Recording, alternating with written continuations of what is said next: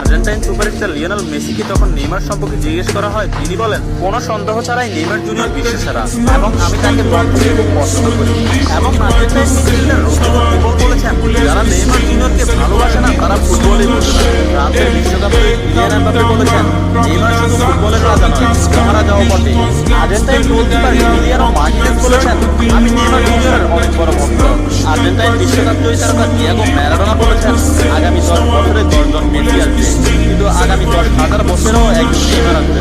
Poland ও Barcelona striker Robert Lewandowski বলেছেন, নেইমারের মতো ফুটবলার জন্ম নিতে হলে আপনাকে 100 বছর অপেক্ষা করতে হবে। তাছাড়া ইংল্যান্ডের প্রিন্স ডেভিড বেকহাম বলেছেন, আজ পর্যন্ত এমন কোন ফুটবলার আমি দেখিনি যার ভেতর নেইমারের মতো ফুটবল আইকিউ আছে, এবং ফুটবলের ক্ষেত্রে কেউই নেইমারের লেভেলের নয়, সে দুর্দান্ত। এবং আর্জেন্টাইন বিশ্বকাপ জয়ী তারকা অ্যানহেল ডি মারিয়া বলেছেন, নেইমারের সাথে যে কোনো প্লেয়ারের তুলনা করা অপরাধ। ফ্রান্সের বিশ্বকাপ জয়ী তারকা